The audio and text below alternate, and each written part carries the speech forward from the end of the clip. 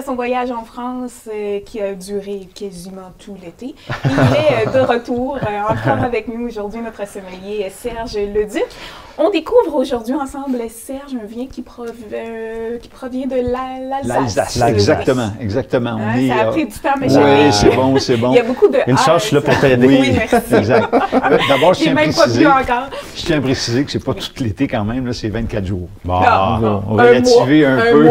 On va relativer un peu. Ouais, mais bon, c'est correct, Serge, c'est correct. Et puis, oui, effectivement, l'Alsace, bon, c'est une région, comme on a vu il y a 2 semaines, une région au nord-est de la France, une belle région où on y retrouve, mais c'est quand même une petite région viticole. Oui. On parle de 15 621 hectares de vignes, pour être précis, et une production annuelle qui est quand même respectable, mais pas beaucoup par rapport à d'autres régions en France. On parle de 120 millions de bouteilles. C'est pas grave. Ça fait quand même plusieurs... ça remplit un... Ça peut être un gros party. Ça peut être un gros party. Un gros party. Et puis, contrairement peut-être à ce que moi je pensais, c'est ce qui est intéressant des voyages.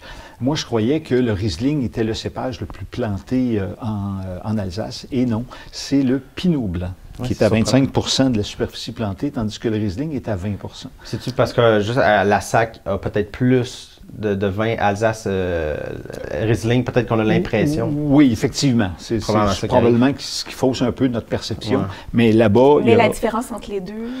Un est plus léger. Le Pinot Blanc est plus léger, un petit peu moins acide. On va le voir avec le vin qu'on a dégusté tantôt, qui est un Riesling. Et puis, suit le Pinot Gris. Après ça, le Gewürztraminer, facile à prononcer. J'adore le Gewürztraminer. Et le Pinot Noir, le seul cépage rouge qui est implanté là-bas. Et puis, on termine avec un peu de Sylvaner. Et puis, ce qui est intéressant, c'est dans ce... On est à la limite avec l'Allemagne, on a le Rhin qui sépare un peu ces deux pays, tout près de la Suisse aussi, et on a la chaîne de montagne, les Vosges, qui culmine jusqu'à 1400 mètres de hauteur, et qui donne, mais par contre, le niveau moyen au niveau du vignoble comme tel, on parle plus de 200 à 550 mètres d'altitude. Ce qui donne quand même, à 550 mètres, on est quand même assez haut, ce qui donne une belle fraîcheur. Et puis aussi, au niveau de la pluviométrie, on parle de 500 à, c'est beau comme mot, oui, vraiment, de 600 à 650 mm de pluie annuellement. Si on fait une comparaison, c'est beaucoup, c'est la question qu'on peut se poser. Au Québec, normalement, c'est environ 1000. Donc, on est presque à 50 de plus. Ça va être une des zones de la France à comparer, mettons, le sud ou tout ça, ça va être un petit peu plus... Un peu plus, un peu plus sec. Non, un peu plus sec. Un peu plus sec. Et puis, c'est ça. Mais c'est sûr que cette année, au Québec, avec le magnifique été qu'on a eu, on est sûrement en bas du 1000 mètres. Mais ça, c'est un peu l'exception qui confirme la règle. Et puis, 2 villes importantes en Alsace, Strasbourg et Colmar. Puis Colmar, c'est un peu, il est surnommé la petite Venise de l'Alsace parce qu'il y a plein de canaux qui traversent la ville. C'est de toute beauté. J'ai quelques photos d'ailleurs qui illustrent ça, on peut voir ça. Puis bien entendu, les maisons à colombage que l'on... Et là, ce que j'apprenais en Alsace, c'est que ces maisons-là, à colombage, c'est fait pour être démontées.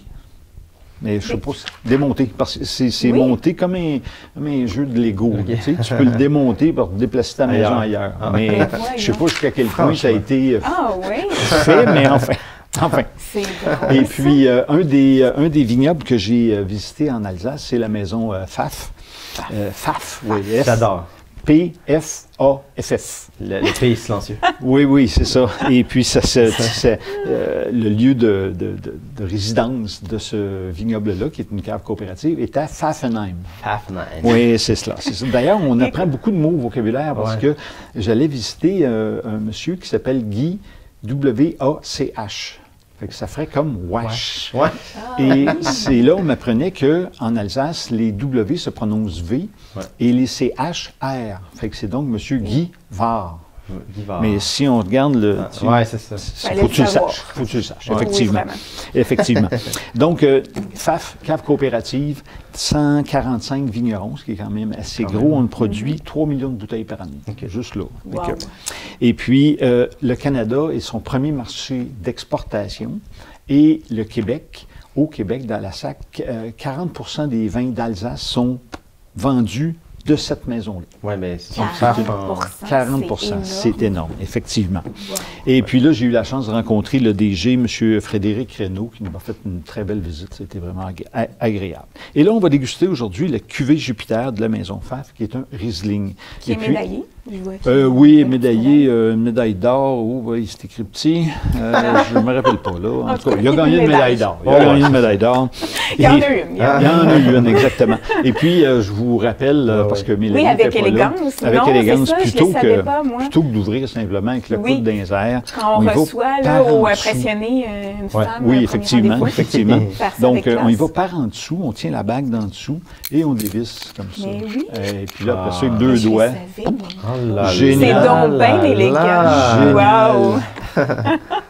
Voilà. C'est magnifique. Donc, c'est très clair. Hein? Ah oui, il y a une belle limpidité, un beau jaune pâle plutôt. Oui, très pâle, pas comme mon chandail.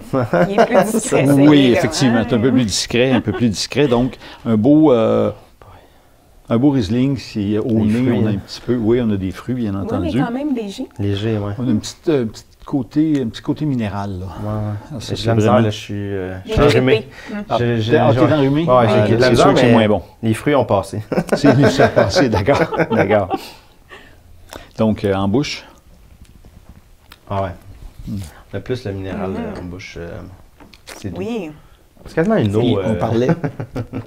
Excusez, on parlait du côté un peu mordant ici. Ouais. Donc, c'est vraiment l'acidité qui est présente. Du Riesling, ouais. Vraiment très bien. Avec des huîtres, c'est vraiment le temps. Avec des huîtres, poissons, fruits de mer, ce serait vraiment un petit poisson blanc plutôt, une petite sauce citronnée, ce serait vraiment très agréable.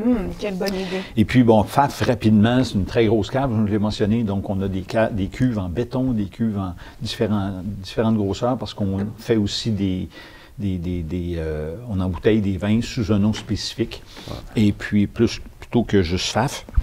Donc, c'est vraiment une magnifique cave. Et puis, on peut me voir aussi en plein travail là, dans les photos qui vont être présentées à l'écran. C'est toujours drôle d'entendre ça. Toujours très difficile. Donc, exactement. Et la semaine prochaine, on se promène dans 2 semaines. Dans 2 semaines, on va être encore en Alsace, mais un autre vignoble, et on va parler des différentes appellations en Alsace. Génial. Bien, merci Serge. On se retrouve dans 2 semaines. Parfait. Au plaisir.